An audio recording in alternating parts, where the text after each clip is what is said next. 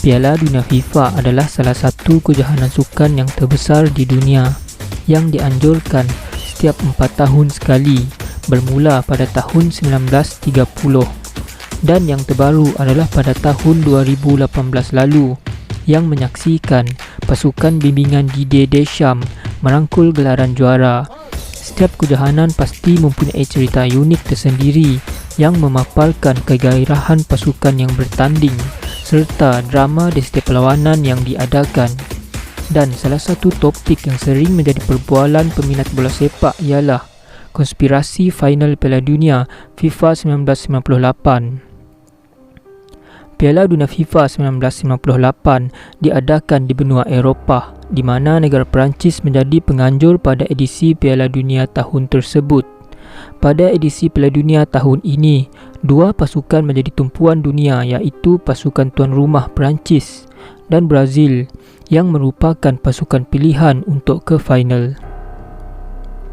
Perancis dan Brazil keduanya memiliki dua pemain terhebat pada masa tersebut, iaitu Ronaldo dan Zinedine Zidane. Ronaldo dan Zidane bukanlah asing antara satu sama lain.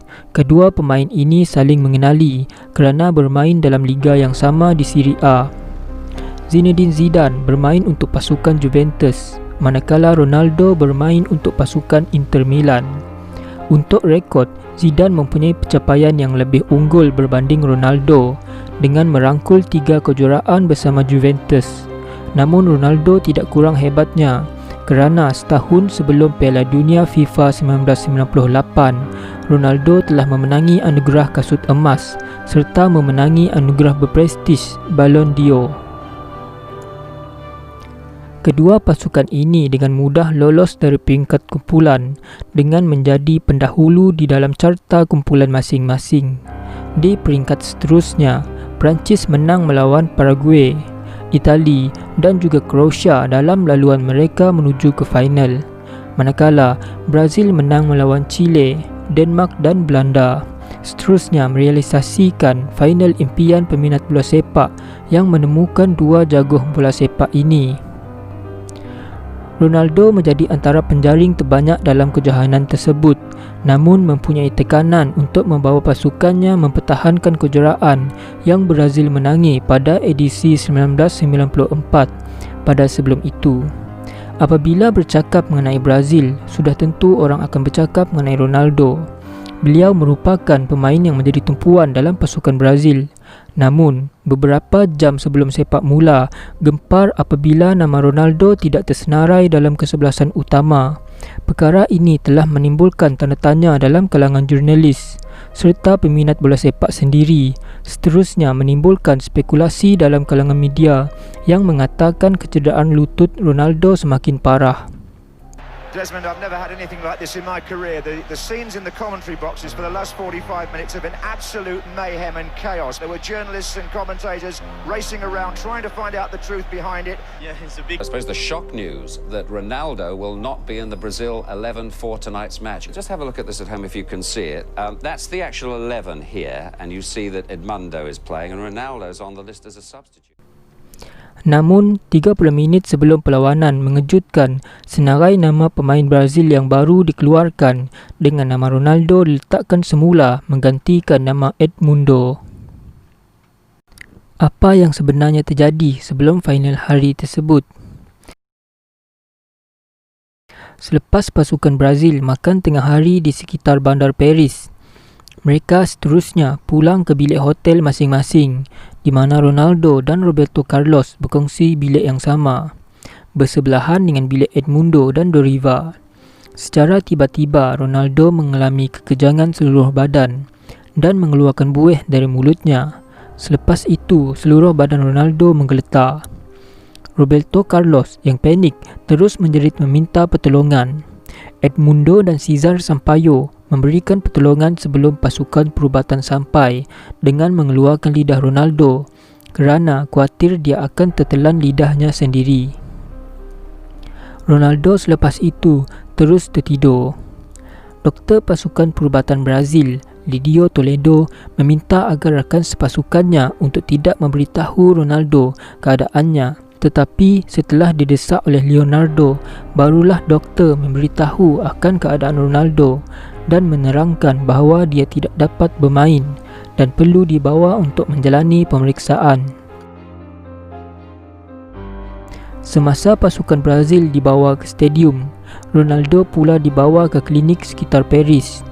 Pada petang tersebut, pasukan Brazil tidak keluar memanaskan badan seperti kebiasaannya setiap perlawanan bola sepak. Pemain Brazil sebaliknya hanya melakukan senaman ringkas di bilik persalinan mereka. Ini kerana pengurus Brazil ketika itu, iaitu Mario Zagallo, tidak mahu menghampakan peminat Brazil apabila melihat Ronaldo tiada. For the first time in the World Cup, Brazil have not come out to warm up on the pitch. We haven't seen a single player. Seterusnya, Ronaldo yang menjalani pemeriksaan terkejut apabila keputusan pemeriksaan ke atas dirinya tidak menunjukkan sebarang masalah kesihatan, dan dia seterusnya bergegas ke stadium. 40 minit sebelum perlawanan bermula, Ronaldo tiba di stadium. Melihat namanya yang tidak tersenarai dalam keseluruhan utama, Ronaldo berjumpa terus kepada pengurus pasukan Brazil, meminta agar menurunkannya dan memberitahu akan keputusan pemeriksaan ke atas dirinya tidak menunjukkan sebarang masalah. We went to the hospital. I stayed there for 3 hours.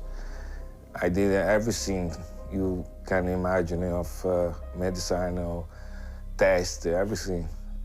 And no conclusion. I was all right. I was okay. It's like the convulsion. It's never happened. Ronaldo yang diturunkan dalam perlawanan itu bagaimanapun gagal mempersembahkan kelincahan dan ketangkasan beliau di final.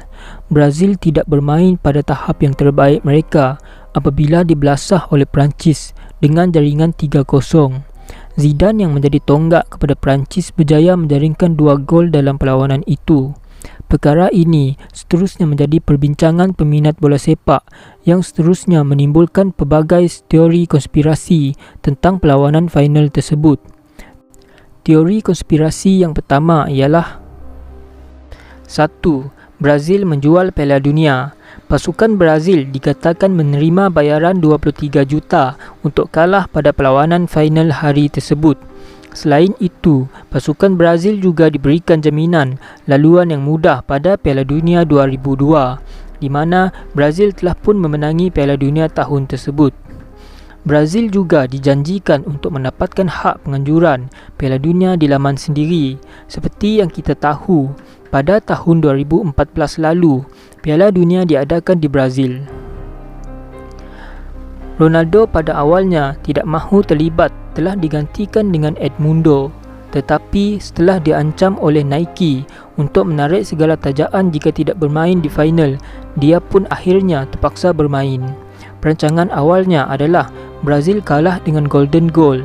Namun Perancis yang tidak tahu tentang rancangan tersebut telah membelasah Brazil 3-0. 2. Nike memaksa Ronaldo bermain. Teori kedua ini pula mempunyai sedikit persamaan dengan teori pertama, di mana Konfederasi Bola Sepak Brazil mempunyai kontrak dengan jenama Nike yang menyatakan Brazil perlu menurunkan Ronaldo sepanjang pertandingan. Ronaldo yang mengalami masalah kesihatan diancam oleh Nike untuk menarik semua tajaan ke atas dirinya jika tidak bermain. Dikatakan Presiden Konfederasi Bola Sepak Brazil dengan sendiri telah datang ke bilik persalinan memberitahu pengurus pasukan untuk menurunkan Ronaldo. 3. Ronaldo telah diracun. Terdapat juga teori yang menyatakan Perancis yang menjadi tuan rumah pada Piala Dunia tahun itu telah meracun makanan Ronaldo supaya dia tidak dapat bermain. Itulah antara 3 teori konspirasi yang melibatkan perlawanan final Piala Dunia pada 1998 lalu.